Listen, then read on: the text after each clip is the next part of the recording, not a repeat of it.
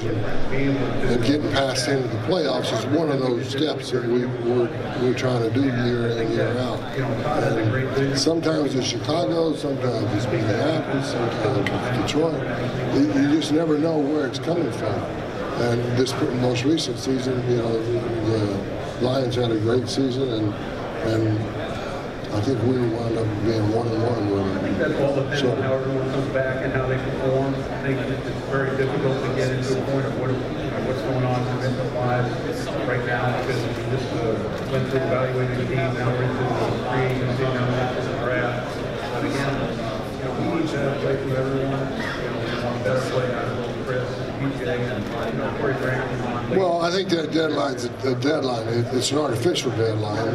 Not that there's not free agency going to start at a certain time. It's just once you get to this particular point, there's very little risk of the player getting injured, or so there's not a push on the side of the player to hurry up and get a deal done. Sometimes, but at the same time, sometimes they would prefer to stay and deals get done earlier than we think. We've had. It's worked both ways. As you guys know, you guys have watched the guys that we signed. You know, over the years, we've probably signed several, you know, right at the start of the free agency. And my guess is that's what's going to happen.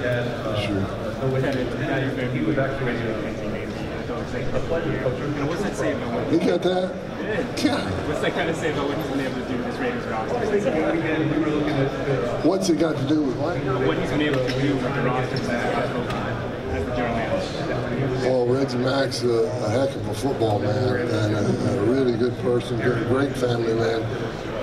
You guys already know that, so I don't need to go into it. But I'm very proud of him. It says a lot to what he had to kind of overhaul the whole thing. And they looked to be a very potent team. Hope we don't have to play him. What did you like about that? He's a good guy, good scout, very intensive scout. He and I worked together when we were in Seattle.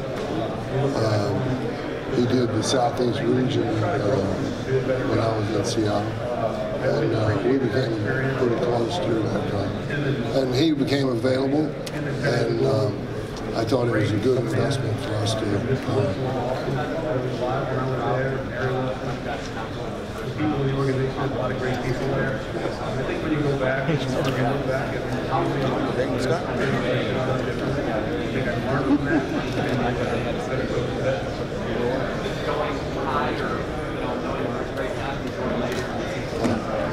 Okay.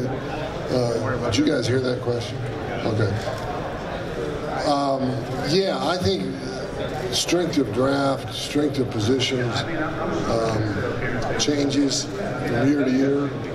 It changes, I've noticed, even within the same class from at least month to month, and sometimes week to week or day to day. You know, one day you'll read a report where the running back class is really strong, and the next day it's not as strong. So we don't, those of us in the business don't pay a lot of attention to what, no offense intended, to what the media might think is a strong draft or a weak draft. But we do pay attention to it. What do you talk about the quarterback class in this draft without mentioning anybody? Quarterbacks in this draft. I think it's a really good group of quarterbacks in this draft class. I can't mention anybody specifically. You said that was okay, right? Does it look like a developmental group to you, like people are saying, or do you think there might be somebody in there that could play? Yeah, I'm sorry, at that position, I've certainly seen the thing get turned fast. I think we need to just sit back and let it come, see where it is. I don't know that I've ever actually even shook hands with any of the people that are in the draft at the quarterback position. So let's let this thing play itself out. Perry, really the first time I've heard about Perry was when I was in Buffalo. I heard a lot of great things about Perry took over and did a good job. There are a lot of great things, people around. I don't know that, I can't speak for other teams, whether they struggled or didn't struggle, but I think in our case,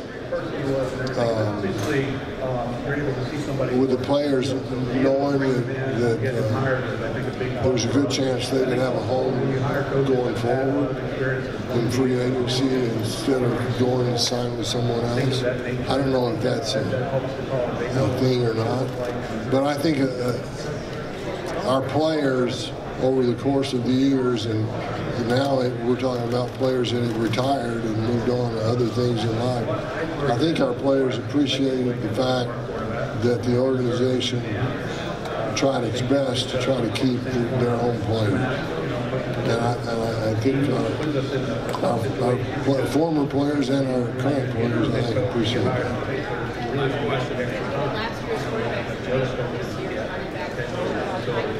We've got a lot of work ahead of us to get ourselves I don't want to simplify this because that's a very complicated question, but I'm going to have to.